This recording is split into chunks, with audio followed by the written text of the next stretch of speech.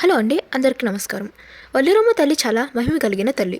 ఇక్కడ అందరూ పొంగలు పెట్టుకొని కోళ్ళు కోసి వాళ్ళ ముక్కులనైతే తీర్చుకుంటారు. అందులో ఒక కథ ఏమిటి అంటే, అప్పట్లో అమ్మవారికి చాలా నగలు ఉండేవి అంట. వాటి మీద ఒక బుడబుక్కలి అతనికి ఆశ కలిగింది. అందుకని ఆయన అర్ధరాత్రి అమ్మవారి గుడిని ఓపెన్ చేసి అర్ధరాత్రి సమయంలో అమ్మవారి నగలన్నీ తీసుకొని ఆ నగలేస్లో వైట్ క్లాత్ పెట్టి నగలన్నింటినీ ఒక మూటలో పెట్టుకొని గుడి నుండి బయటకు వచ్చే సమయంలో ఏవేవో వెనుక వస్తున్నట్టు అనిపించి వెనకాలకు తిరిగి చూసేవాడు. అంటే అతను శిలా విగ్రహం అయిపోయాడు. అన్ని కట్లు తీసుకున్న అమ్మవారు మెడపైన ఉన్నది మాత్రం తీసుకోలేదు. దాన్ని 1991లో హోమం చేసి తీశారు. ఇంకొకత ఏమిటి అంటే, ఒకరోజు అమ్మవారు వాళ్ళ అక్క చెల్లికి మరియు తమ్ముడికి భోజనాలు పెట్టడానికి కసాయి అంటే చికెన్ మటన్ కొట్టే వాళ్ళని పిలిపించి అతని చేత అన్ని సిద్ధం చేపించి అతనికి కొంత డబ్బులు ఇచ్చి వెనుకకు తిరగకుండా వెళ్ళు అని చెప్పింది. అతను కూడా అట్లానే వెళ్తున్న సమయంలో అమ్మవారి చెవికమ్మ కింద పడిన శబ్దం వస్తే ఆయన వెనకకు తిరిగి చూశాడు. దెబ్బతో ఆయన కూడా ఇంకో శిలా విగ్రహం అయిపోయాడు. ఆ రెండు విగ్రహాలు టెంపుల్ దగ్గరనే ఉంటాయి.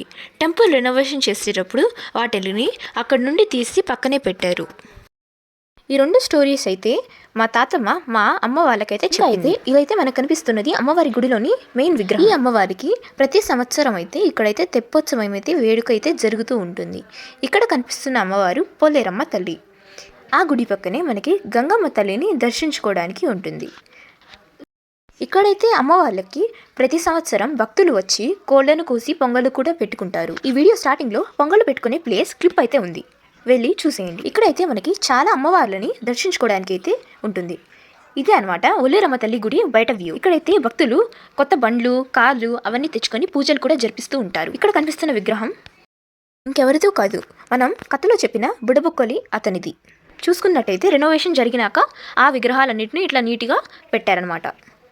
ఇతని విగ్రహమే కాదు, మనం ఇంకో కథలో చెప్పిన అతని విగ్రహం కూడా ఇక్కడే పెట్టారు. గుడి దగ్గరే ఉంటావి. ఇక్కడైతే మనకి తెప్పోత్సవం వేడుక అయితే జరుగుతుంది. ఇట్లా ప్రతి సంవత్సరం ఊరేగింపు అయితే జరుగుతూ ఉంటుంది. ఆ చివరి నుంచి ఈ చివరి వరకు 3 సార్లు అయితే జరుగుతూ ఉంటుందన్నమాట. ఇక్కడకి చాలామంది న్యూస్ ఛానల్స్ నుంచి వచ్చి వీడియోస్ కూడా తీసి పెడుతూ ఉంటారనమాట. ఇక్కడ తెప్పోత్సవం వేడుకతో పాటు మనకి చాలా డాన్సెస్ కూడా అయితే జరుగుతూ ఉంటాయన్నమాట. ఇక్కడ చూస్తున్నట్టయితే వాళ్ళు కోలాటం అయితే ఆడుతూ ఉన్నారు. భక్తులు వచ్చి దర్శించుకున్నాక దేవుడిని ఇక్కడ చూసి కొంచెం ఎంటర్టైన్ కూడా అవుతూ ఉంటారు. వల్లూరమ్మ గుడికి అయితే చిన్నవాళ్ళ నుండి పెద్దవాళ్ళ వరకు అందరూ వచ్చి దర్శించుకుంటారు. ఈ విధంగా వల్లూరమ్మ తల్లి గురించి మా తాతమ్మ మా అమ్మ వాళ్ళకి చెప్పిన కథల్ని మీతో షేర్ చేసుకున్నాను. Like, share and subscribe to leafy legacy. Thank you for watching.